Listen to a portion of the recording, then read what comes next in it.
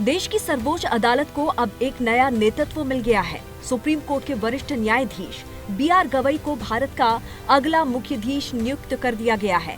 B R. Gavai का पूरा नाम भूषण रामकृष्ण गवई है। Justice B R. गवई ने 14 मई को देश के अगले मुख्य न्यायाधीश यानी कि सीजेआई पद की शपथ ली। राष्ट्रपति द्रौपदी मुर्मू ने उनके नाम को मंजूरी दी थी। गवई देश के 52वें मुख्य न्यायाधीश बन गए हैं और अनुसूचित जाति समुदाय से आने वाले वो दूसरे सीजेआई बने हैं। ये नियुक्ति कई मायनों में ऐतिहासिक मानी जा रही है। राष्ट्रपति द्रौपदी मुर्मू ने संविधान द्वारा प्रदत्त शक्तियों का उपयोग करते हुए 14 मई 2025 को बी.आर. गवई को मुख्य न्यायाधीश के रूप में नियुक्त किया।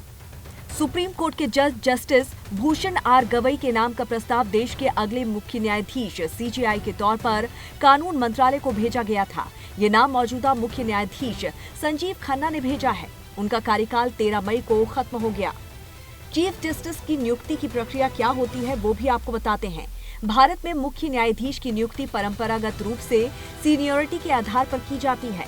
मौजूदा मुख्य न्यायाधीश अपने उत्तराधिकार के तौर पर वरिष्ठतम न्यायाधीश का नाम सरकार को भेजते हैं।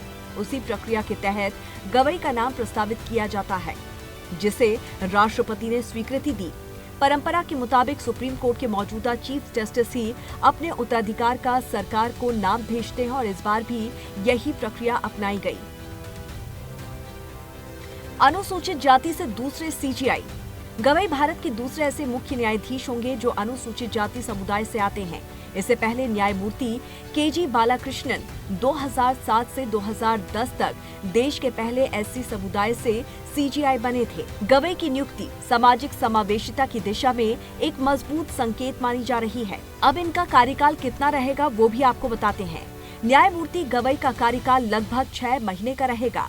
वो 23 नवंबर 2025 को सेवानिवृत्त होंगे। हालांकि कार्यकाल छोटा है, लेकिन उनकी नियुक्ति न्यायपालिका में समावेशिता और विविधता को मजबूती देती है।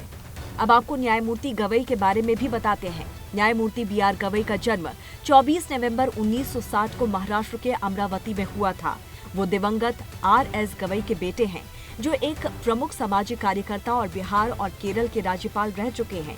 वो लंबे समय से न्यायिक सेवा में सक्रिय हैं।